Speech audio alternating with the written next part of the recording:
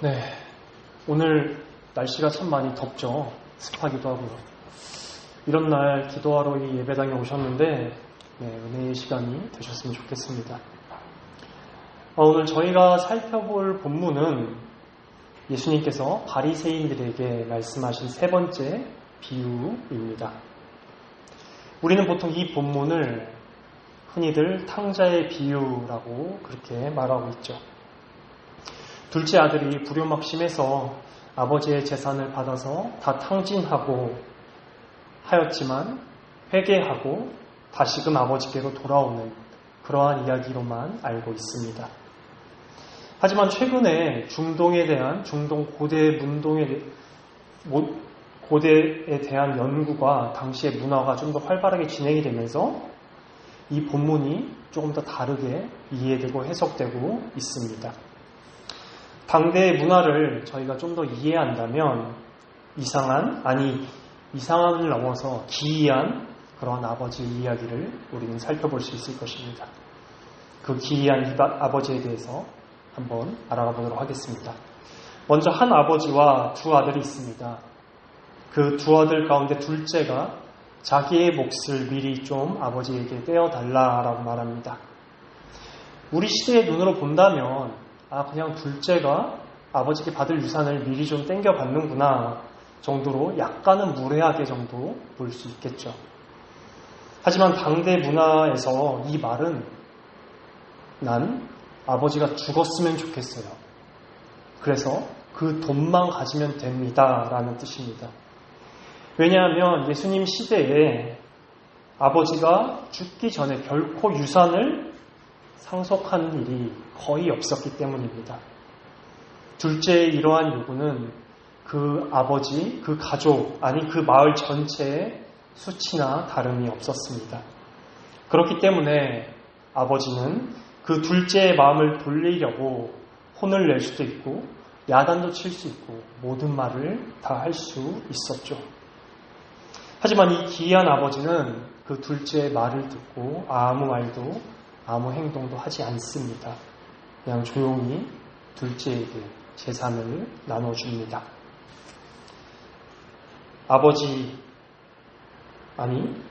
가족, 마을 전체에 큰 아픔을 남기고 떠난 이 둘째는 먼 나라로 갔습니다. 유대식 어법에서 먼 나라라고 하면 보통 바다를 건너 아주 멀리 떨어진 지역을 의미했습니다. 아버지의 슬픔을 뒤로 한 채, 그 가족, 그 마을 전체의 슬픔을 뒤로 한 채 둘째 아들은 허랑방탕하게 아버지의 재산을 다 낭비하였죠. 그러다 마침 악재도 겹칩니다. 그 나라 가운데 큰 흉년이 들게 되었죠. 그래서 그 나라 백성들 중 하나에게 빌부터 살게 되지만 그 사람은 이 둘째를 모욕합니다. 왜냐하면 당대의 사람들은 다 알고 있었기 때문이죠. 유대인들이 돼지를 부정한 짐승으로 여긴다는 것을요. 그렇기 때문에 유대인들에게 돼지를 치라라는 말은 매우 모욕적이고 그를 무시하는 그런 말이었습니다. 게다가 그 돼지의 사료를 먹는 것조차는 감히 상상할 수도 없는 일이지만 둘째 아들은 자신의 재산뿐만 아니라 자신의 정체성까지 모든 것을 다 완전히 탕진해 버렸기 때문에 그 돼지가 먹는 쥐엄나무 열매라도 먹으려고 합니다. 하지만 그러한 그에게 그 나무 열매도 준 사람이 없죠. 그러다 문득 둘째는 생각을 합니다. 나의 아버지에게 종들도 참 많고 품꾼도 다들 풍족하게 지냈었는데 라는 것을 기억하죠. 그래서 다시금 아버지께로 돌아갑니다. 돌아가서 아버지께 용서를 구하고 품꾼으로 써달라고 간청하려고 합니다. 여기서 우리가 둘째 아들이 돌이켰다 혹은 회개했다라고 생각하기가 쉽지만 당대 문화를 좀 더 연구해 보니 이 둘째 아들은 사실 진정한 회개를 하지 않았습니다. 왜냐하면 아버지의 종이 아닌 품꾼으로 써달라고 했기 때문입니다. 당시 문화에서 종은 아버지의 집에 함께 머물면서 아버지와 함께 지냈습니다. 가족은 당연하겠죠. 하지만 품꾼은 마을 밖에 거주하면서 마을에서 필요한 물품들을 마을에 제공하고 그 제공한 물품의 대가를 돈을 받아서 그것으로 먹고 살았습니다. 그렇기에 경제적인 거래는 하지만 한 가족이라는 한 집안에 사는 그러한 유대감과 친밀감은 없는 그러한 금전적인 관계일 뿐이었습니다. 이렇게 둘째 아들은 진정한 회개를 한 것이 아니었습니다. 그렇기 때문에 27절에도 보면 스스로 돌이켜라고 말씀하고 계십니다. 둘째 아들은 아버지에게 유산을 받기 전과 마찬가지로 오직 아버지의 돈만을 필요로 하고 있습니다. 하지만 아버지는 날마다 마을 어귀에서 아들을 기다렸습니다. 둘째는 마을 가족의 수치이기도 하지만 마을 공동체 모두의 수치이기도 하였습니다. 그래서 마을 사람들 가운데 누구라도 그를 발견한다면 둘째를 때리거나 심할 때는 죽여도 괜찮았습니다. 그러한 당대 문화를 잘 알고 있는 아버지께서는 다른 누구보다도 먼저 둘째를 발견하길 바랬습니다. 그렇기 때문에 날마다 마을 어귀에서 둘째가 오기만을 늘 기다리고 있었죠. 그러한 아버지의 사랑으로 인해서 마을의 그 누구보다도 둘째 아들을 아버지가 먼저 발견합니다. 둘째를 발견한 아버지는 가장 좋은 옷을 입히고 손에 가락지도 끼우고 발에 신도 신겨줍니다. 종도 아니고 품꾼도 아니고 바로 자녀로 그 지위를 회복시켜 주시죠. 그리고 잔치를 베풉니다.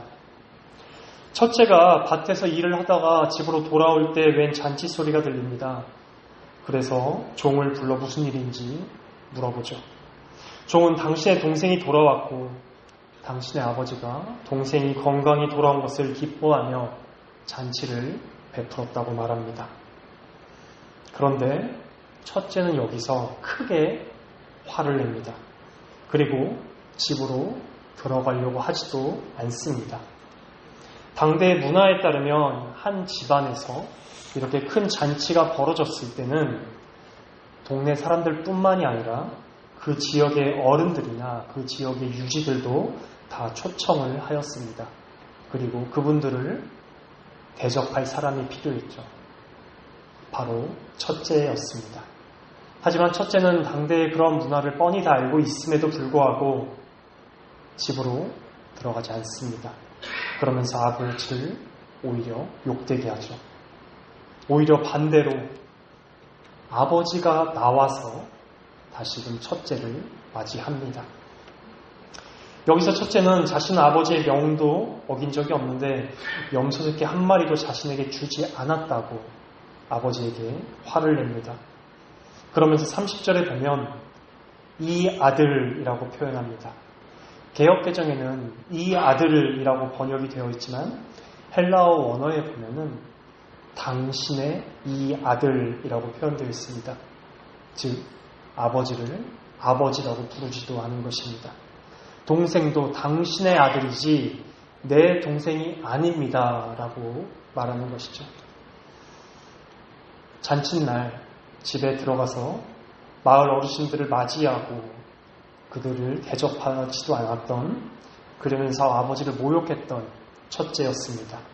오히려 아버지가 집에서 나와서 첫째를 맞이하고 나온 아버지는 첫째에게 오히려 모욕적인 언사도 듣죠. 하지만 아버지는 오히려 그 큰아들을 설득합니다. 내 아들이 아니라 너의 동생이다 라고 설득합니다. 여기까지가 오늘 우리가 읽은 본문의 간단한 내용입니다. 전통적으로 탕자의 비유로 돌아온 탕자로 알려진 이 비유에서 둘째 아들은 회개한 것으로 여겨졌습니다. 하지만 당대의 문화가 더욱 연구되면서 둘째 아들이 진정한 회개를 한 것이 아니라 여전히 아버지의 돈만 필요로 하고 있는 그러한 반율법주의자 혹은 율법 폐기주의자로 보는 견해가 요즘은 지배적입니다. 반면 첫째 아들은 율법주의자, 즉 이 비유를 예수님께로 듣는 바리새인들에게 예수께서 말씀하시는 것이죠. 이상한 아버지 아래 율법주의자와 반율법주의자들이 있습니다. 율법주의란 무엇일까요? 바로 자신의 행위로, 자신의 의로 하나님께 받아들여지려고 하는 것입니다. 마음에는 없지만 억지로 하는 행위를 통해 자신의 공로로 하나님께 나아가려는 사람들입니다. 그렇다면 반율법주의는 누구일까요? 그것은 마치 하나님의 사랑만을 말하면서 하나님께서 주신 선한 율법은 폐기되었다고, 우리 마음대로 자유롭게 살아가도 된다고, 그래도 하나님께서는 여전히 우리를 사랑하신다고 그렇게 말하는 사람들입니다. 이 둘은 완전히 반대 같아 보이지만 결국에 그 뿌리는 하나입니다. 바로 하나님의 선하심을 둘 다 믿지 않는 것이죠. 율법주의자들은 하나님의 선하심을 믿지 않고 율법을 지키기는 너무나 싫지만 억지로 강제로 율법을 지키는 사람들입니다. 반율법주의자들은 사랑의 하나님이 자신들에게 이렇게 지키기 어려운 율법을 주셨을 리가 결코 없다라고 주신 율법을 부인하면서 하나님의 선하심을 믿지 않는 사람들입니다. 그렇기에 율법주의자든 반율법주의자든 그 뿌리는 하나님의 선하심을 믿지 않는 사람들이죠. 오늘 설교의 복음이면서 적용중입니다. 오늘 등장하신 이 이상한 아버지, 이 기이한 아버지는 어떠하신가요? 둘째든 첫째든 둘 다 모두 배은망덕하지만 끝까지 참고 인내하시면서 받아주시고 사랑해 주십니다. 둘째가 아버지가 죽었으면 좋겠다라고 하면서 아버지의 재산만을 탐하면서 돌아올 때도 아들이나 종이 아닌 여전히 품꾼으로 돌아오며 아버지의 재산만을 탐합니다. 반면 첫째는 어떨까요? 아버지를 너무나 싫어하지만 억지로 남아 있습니다. 그러하기에 아버지의 일 하는 것 모두가 다 노동이고 고생일 뿐이죠. 아버지의 재산을 첫째도 받았습니다. 본인도 받아놓고 아버지의 선하심을 믿지는 않습니다. 아버지를 모욕하고 당신이라고까지 표현합니다. 하지만 그 아버지는 끝까지 사랑으로 첫째 아들을 달래고 설득하시죠. 여기에 나온 이 기이한 아버지, 즉 우리 하나님 아버지의 사랑이 여러분들은 느껴지실까요? 우리를 향하신 하나님의 그 절절한 사랑이요. 출애굽기 34장 6절입니다. 여호와라 여호와라 자비롭고 은혜롭고 노하기를 더디하고 인자와 진실이 많은 하나님이라. 노하기를 더디하시는 우리의 자비로우신 아버지이십니다. 여기서 인자라는 단어는 인애라는 표현으로 하나님의 신실한 사랑을 가리키는 단어입니다. 우리에게는 이렇게 기이한 아버지가 계십니다. 여러분들은 어떠신가요? 아마 이 자리에 계시기 때문에 율법주의자일 수도 모르겠습니다. 왜냐하면 반율법주의자들은 이렇게 수요 기도에 나오지 않습니다. 주일 예배도 겨우 간신히 드리는 정도일 뿐이죠. 제가 그렇다고 여러분들을 과연 율법주의자라고 정죄할 수 있을까요? 전혀요. 왜냐하면 저는 율법주의자적인 면도 가지고 있고 반율법주의자적인 면도 둘 다 가지고 있는 저는 양면적인 사람이기 때문입니다. 제가 하나님을 사랑하는 마음으로, 그리스도를 사랑하는 마음으로 사역하거나 설교하지 않고 억지로, 짐으로, 일로 사역하거나 설교할 때 제 마음은 저에 대한 의로움으로 가득 차오르게 됩니다. 그리고 교만이란 보좌에서 혼자 스스로를 높이고 칭찬하고 사람들의 칭찬을 갈망합니다. 반면에 저의 반율법적인 면은 이렇습니다. 뻔히 죄인 것을 알고 있음에도 나중에 회개기도하면 되겠지라고 하면서 죄를 끝까지 짓습니다. 심지어 그리스도께서 이 죄도 담당하셨어 라고 스스로를 변명하고 그렇게 하면서 죄를 짓습니다. 저는 이렇게 율법적인 면도 반율법적인 면도 모두 가지고 있는 양면적인 사람입니다. 하지만 제가 어떻게 이렇게 여러분들 앞에서 이 설교단에서 저의 죄를 이렇게 당당하게 자백할 수 있을까요? 바로 이 기이한 아버지의 조건 없는 사랑을 저는 받고 있기 때문입니다. 저는 그 무엇보다도 하나님의 자녀가 된 것이, 하나님의 자녀로 받아주신 것이 너무나 자랑스럽고 감사합니다.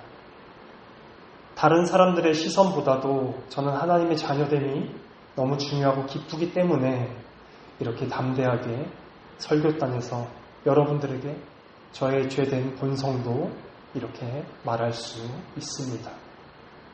그리고 우리의 진정한 마다들이 계시기 때문입니다. 바로 오늘 본문을 바리새인들에게 말씀해 주신 우리 주 예수 그리스도께서 계시기 때문입니다. 본문에 나온 큰아들은 동생이 아버지의 재산을 달라고 했을 때 옆에 침묵하며 가만히 서 있었습니다. 조용히 서 있으면서 아버지의 재산을 동생 덕분에 쉽게 얻었죠. 각각 나누어 주었다라고 표현되어 있으니까요. 그리고 동생이 먼 곳으로 떠날 때 그는 어디 갔는지 보이지도 않습니다. 동생을 붙잡아 회개하라고 돌이키라고 권면하지도 않습니다. 하지만 우리의 진정한 맏아들께서는 그러한 동생을 그냥 가만히 두실 분이 아니십니다. 멀리 도망간 동생을 잡으러 그 먼 곳을 쫓아가실 분이십니다. 왜냐하면 우리 주 예수 그리스도께서는 하늘 보좌를 버려두고 이 땅 가운데로 자신의 그릇된 동생들을 찾으러 내려오신 분이시기 때문입니다. 그리고 말씀하시죠. 나에게로 오라고, 나의 안에 거하라고. 그분 안에 참된 회개가 있고 영생이 있고 자유가 있습니다. 그리스도 안에 모든 게 다 있죠. 그 위대한 맏아들께서 저를 아무런 조건 없이 받아주시고 용납해 주시고 용서해 주셨습니다. 저는 오늘 본문에 나온 이 기이한 아버지의 다함없는 사랑과 하늘 보좌에서 이 땅 가운데로 우리를 찾아 내려오신 우리 주 예수 그리스도의 조건 없는 은혜, 그 사랑과 그 은혜로 하나님께 받아들여졌기 때문에 이렇게 설교단에서 여러분들에게 저의 죄악에 대해서도 자유롭게 솔직하게 말씀드릴 수가 있습니다. 복음은, 이 위대한 복음은 우리를 자유롭게 하고 솔직하게 만들며 또한 겸손하게 만듭니다. 우리 주 예수 그리스도라는 터 위에서 우리 하나님 아버지, 그 기이한 아버지의 사랑을 누리며 하나님의 사랑받는 자녀가 조건 없이 모두에게 제공되었다라는 이 복음은 참으로 위대합니다. 그리스도께로 오십시오. 그리스도께로 오세요. 수고하고 무거운 짐진 자들아 다 내게로 오라. 내가 너희를 쉬게 하리라. 아무런 조건 없이 우리를 부르시기 위해 하늘 보좌를 버려두고 이 땅 가운데로 내려오신 우리 주 예수 그리스도께 아멘이라고 화답하며 나아가 그분 안에서 마을 어귀에서 우리를 기다리고 계시는 우리의 기이한 아버지의 품 안에서 평안과 기쁨과 자유와 만족을 누리는 우리 시민교회가 되기를 간절히 소망합니다. 네, 제가 한 3가지 기도 제목을 드리려고 하는데요.